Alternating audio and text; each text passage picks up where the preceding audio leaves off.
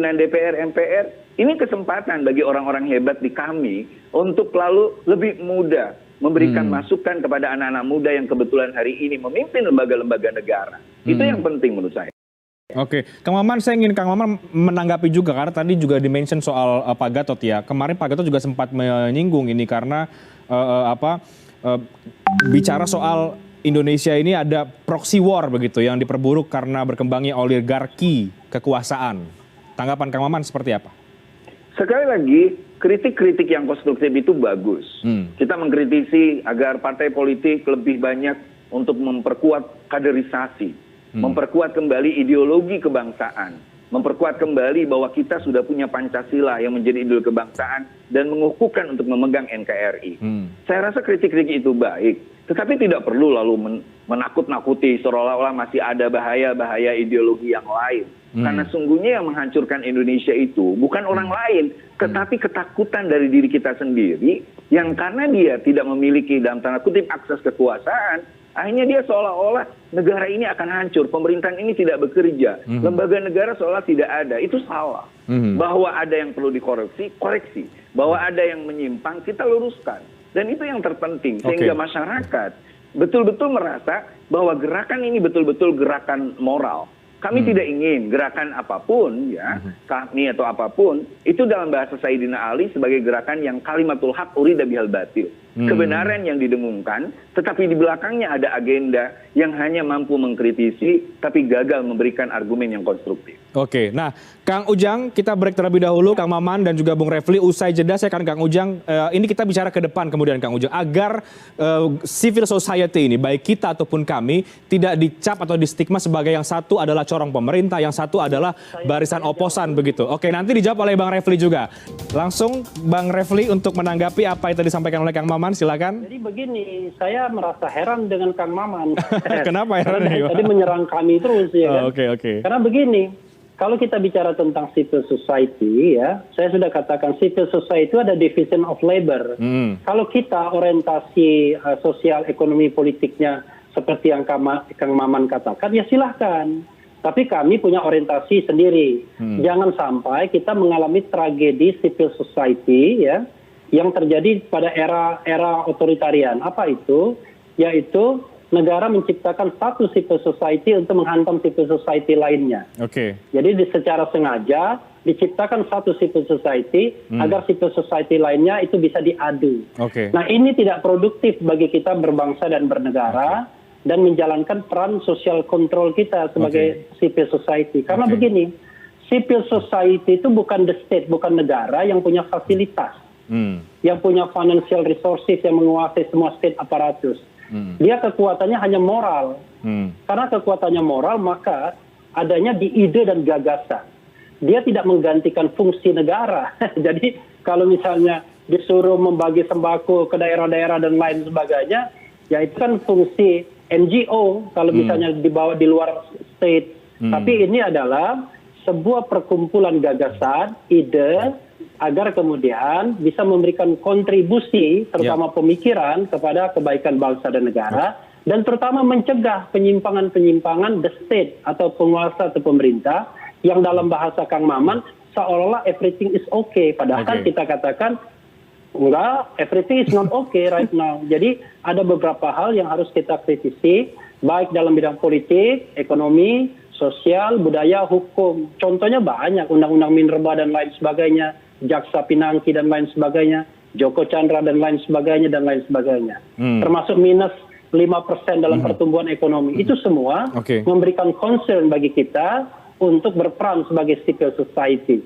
Dan soal motivasi masa lalu dan lain sebagainya, kita kan berbaik sangka Kang Maman ya. Jadi kita tidak perlu kemudian mengungkap atau mengutak-atik masa lalu orang.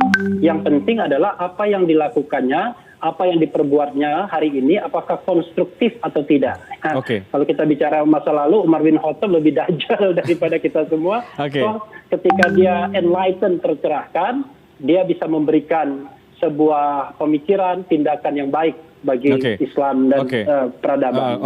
Sebelum nanti direspon oleh Kang Maman, Bung Refli mengatakan bahwa kita berpotensi untuk menjadi organisasi yang dibentuk secara sengaja untuk melawan organisasi yang sudah ada, dalam halnya adalah kami?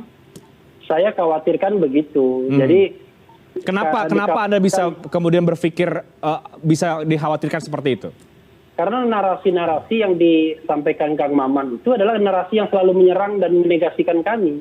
Padahal kan kami tidak pernah menegasikan kita. Karena kita mengatakan division of labor. Silakan kita bekerja, biarkan kami bekerja. Jadi soal the effectiveness, saya hanya berdoa mudah-mudahan kita efektif. Kami juga efektif. Maka nanti goalnya, objektifnya kebaikan bagi bangsa dan negara ini. Tapi kalau kita bicara tentang paradigma berpikir, kita itu tidak boleh menyamakan antara bangsa, negara, dan penguasa atau pemerintah. Bangsa dan negara itu harus remain tetap, ya, tidak pernah berubah. Tapi kan penguasa, pemerintah kan bisa berubah. Ya. Sekarang Kang Maman bagian dari pemerintah partainya. Besok bisa saja oposisi, ya kan? Karena yang namanya pemerintah itu bisa saja bergulir kapan saja dan tidak harus menunggu jadwal pemilu. Hari ini pun bisa PKB memutuskan keluar dari koalisi pemerintah dan kemudian statementnya tiba-tiba setiap saat mengendorse kami. Bisa jadi begitu karena politik itu dinamis. Tapi yang paling penting kita hormati division of labor, pembagian kerja di antara kita. Begitu Kang Maman. Kami juga bisa dong berarti kayak gitu, Bung Refli. Kenapa? Artinya kami juga bisa juga nanti kalau kemudian tiba-tiba orang-orangnya, kita kan politik dinamis, kemudian ada yang masuk ke pemerintahan atau di 2024 kemudian bertransformasi begitu, artinya bisa juga dong. Ya, kita harus lihat jati diri sebuah civil society. Baik. Kalau ada orang-orang dalam civil society itu kemudian direkrut ke pemerintahan, maka dia harus dilepas. Kenapa? Karena kemudian civil society itu tidak bisa lagi memelihara jarak dengan kekuasaan.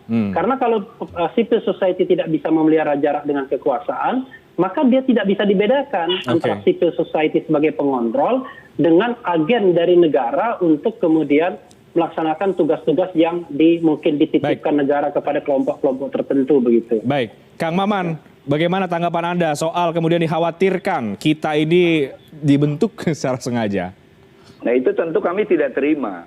Sekali lagi kita ini spontan dideklarasikan karena ada kesadaran untuk terus menggerakkan potensi-potensi kebangsaan kita, nilai-nilai gotong royong dan kebersamaan. Sekali lagi kita tidak pernah ada pesanan dibentuk dan lain sebagainya. Ada teman-teman budayawan, seniman, ada habaib, ada beberapa tokoh ulama yang memang sudah bergerak untuk terus mengatakan bahwa kita tetap harus menjaga Indonesia ini, menjaga optimisme, menjaga masa depan. Itu poin pertama. Yang kedua, paradigmanya itu harus dirubah. Teman-teman NGO misalnya tidak boleh hanya menjadikan pemerintah itu state atau penguasa itu sebagai common enemy, sebagai musuh bersama. Hari ini kita punya kesempatan di mana alam demokrasi kita lebih terbuka.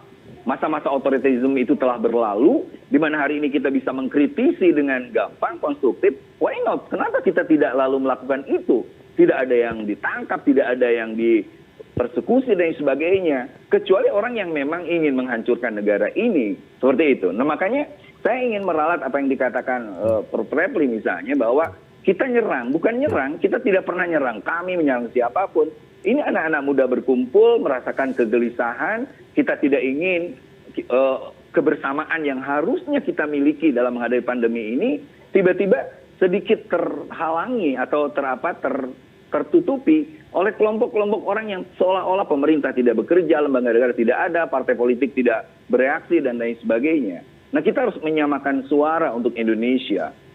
Walaupun kita misalnya berbeda, saling mengkritisi, secara konstruktif, itu nggak ada masalah. Apakah saya sebagai bagian dari pemerintah misalnya tidak mengkritisi pemerintah di Komisi 8, lihat jejak online saya, pernyataan-pernyataan saya tentang reformasi birokrasi, tentang validasi data, tentang bagaimana banyak hal yang harus dijalankan oleh pemerintahan. Inilah pentingnya kita untuk terus, saya setuju Kang Ujang tadi, dan tentu kita setuju Prof. Refli, bahwa demokrasi ini harus diisi oleh kekuatan-kekuatan data, oleh argumen-argumen fakta, tetapi dengan syarat kita menjaga komitmen kebangsaan kita, lalu kita ingin menuju ke depan secara optimisme. Saya yakin Indonesia akan bisa melewati pandemi ini dan akan bisa mengatasi resesi yang akan datang. Ada satu data yang ingin saya sampaikan, begitu biar buat kita semua ya.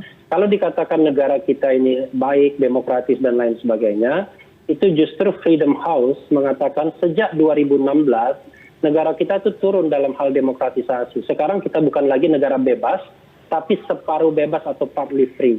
Jadi ini penilaian yang sangat objektif. Satu.